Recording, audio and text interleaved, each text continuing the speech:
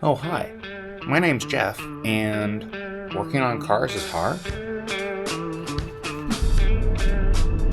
I know it's been a while since I uploaded, and part of that was that this video took a really long time to make.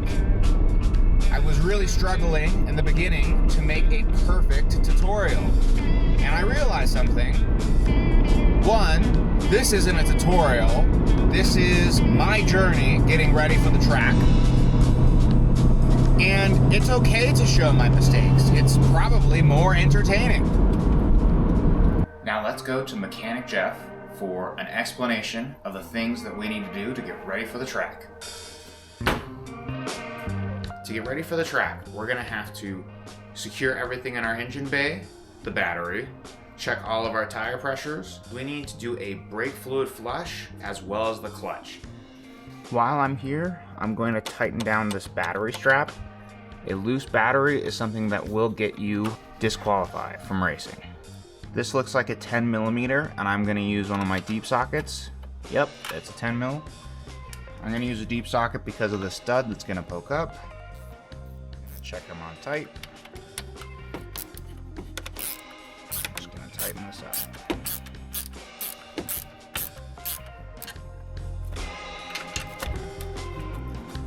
Uh-oh. I was able to go to O'Reilly's and I was missing this hook in the back. I found the hole down in there. It came with these plastic washers and wing nuts, and it is now rock steady. I cannot move it. So this should be fine. The reason it's important to change your brake fluid is because brake fluid is hygroscopic, which means it absorbs water. Getting some water in your brake fluid isn't that bad for a daily driver car, whereas on the track, our brake fluid is going to reach really high temperatures from all of the heavy braking that we're going to be doing. And because of that, the water in the system could boil and turn to steam, which is compressible. That's the worst case scenario on the track, is that you press your brakes and nothing happens. We do not want that. We're going to take all the old brake fluid out, and then we're going to put some new brake fluid in, and we're going to bleed all the brakes and flush out all of the old fluid. And that's really important, because if we get to the track and they see that we have old brake fluid, they won't let us race and will forfeit our registration.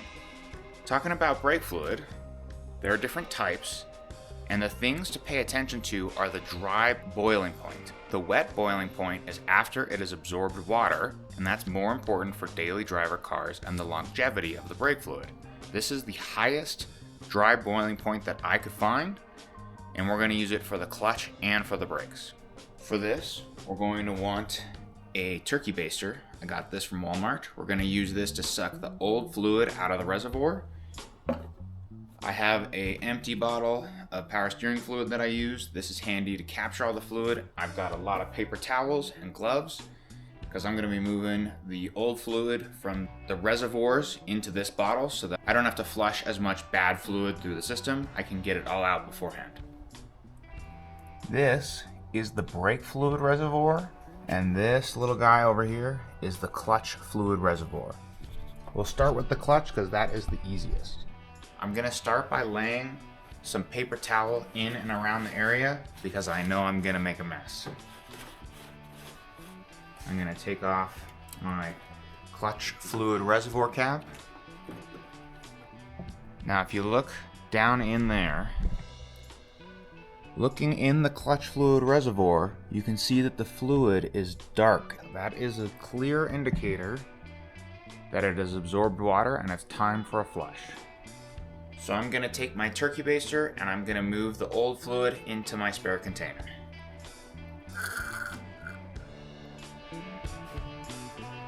Looking at this fluid, it is really gross. It is dark and murky. This fluid reservoir is really small, so I've already gotten most of it out already.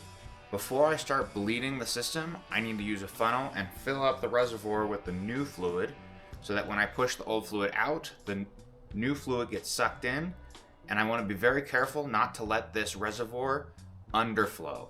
If it runs out of fluid, Air will get into the system, and that's what we're trying to avoid in the bleeding process.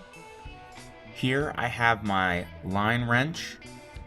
I'm going to use this on the bleeder valve. It is an 8mm. I'm going to fit this on before I fit the bleeder bottle on. It's a little tight in here because of this reservoir. So I got the bleeder hose on the bleeder valve with my line wrench on it, and here's the bleeder bottle.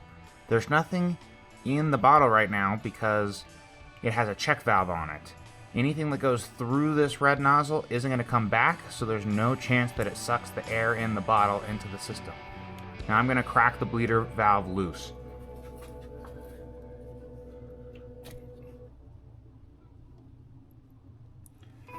The bleeder valve is loose, and now I'm going to press the clutch. I'm going to grab the clutch lever and push it in and out. When I press it down, it's going to lose some pressure because the pressure's going out the bleeder valve. So I may have to pull it off the floor and keep pressing it to pressurize the system and push out the old fluid.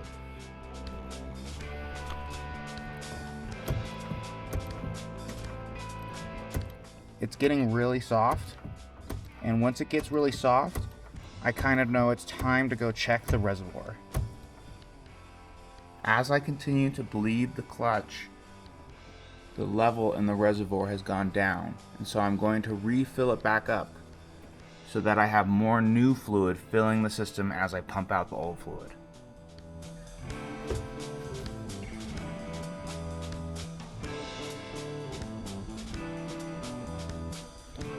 Alright, I finished bleeding.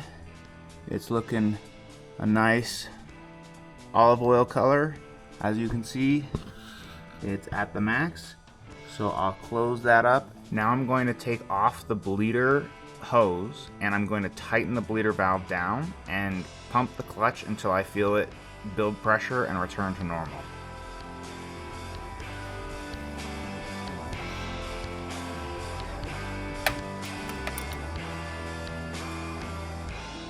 I don't want to over torque this because it's brass, but the line wrench should help. Just snug there.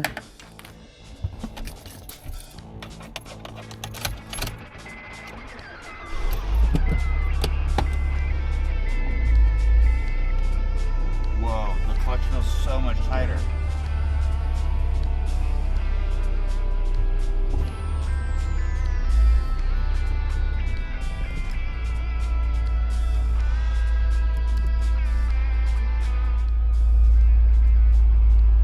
Feels softer. I think maybe the pressure will build up over time.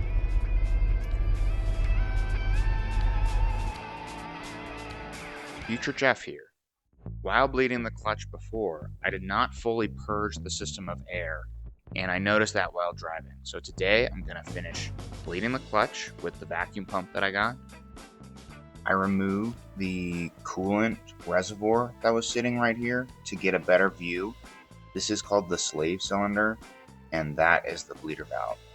I'm gonna put on my line wrench and the vacuum pump. I have an eye on the reservoir, and I'm gonna start trying to apply vacuum. So I use the vacuum pump to pull the fluid just a little bit through. It hasn't even made it up to the collection bottle because all I'm trying to do is get the air bubbles out. And as I'm pumping, I can see the air bubbles coming out. Now that I have the bleeder valve tight, I can pump on the clutch and feel that it is much more solid. First, I'm going to remove all the old fluid in brake fluid reservoir.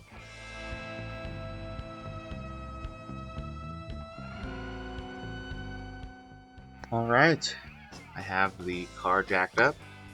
It's on 2 jack stands, and then I have my jack here that's just there for support. It's just snug, it's not lifting the car. Most of the weight's on the jack stands. I put the key in the ignition but didn't turn it on and turned the wheels all the way to the left. And here is the bleeder valve.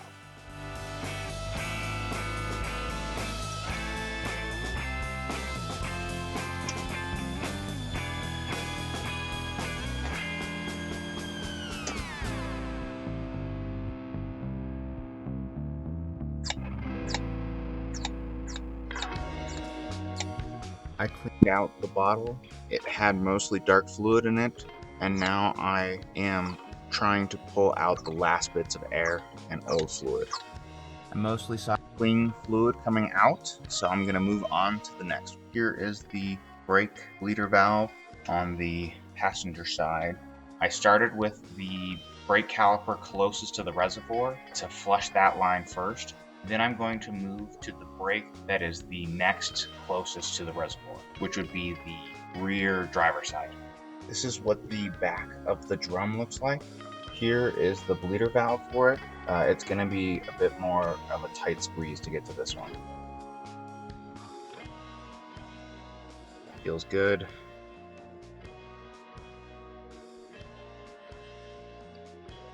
This is the last one. It is really tight up in there because of the muffler right here. There is my bleeder hose on the bleeder valve. This is my test drive after bleeding the brakes and the clutch. We're going to see how it feels. The clutch is better, but still soft.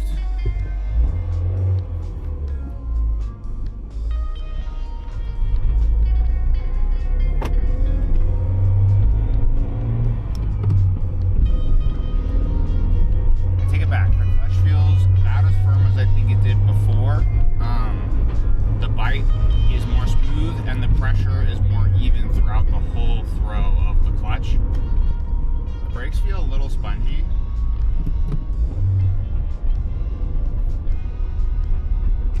But I am liking the clutch feel. It's definitely better.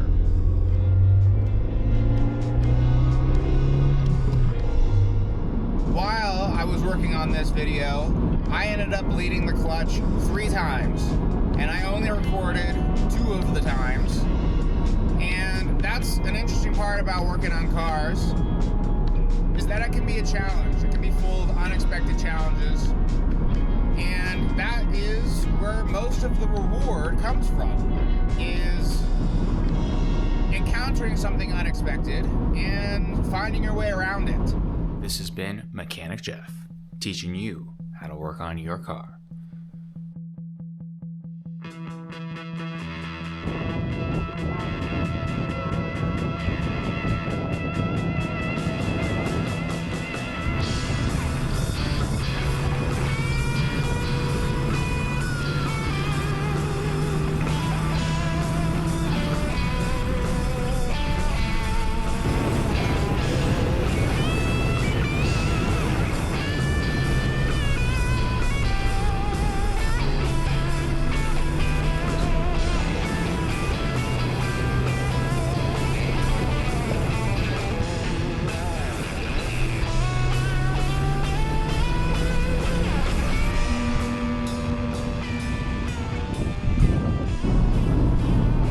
So if you guys want to see that, stay tuned. Make sure to subscribe. My next video will be me at High Plains Raceway taking the fit on the racetrack.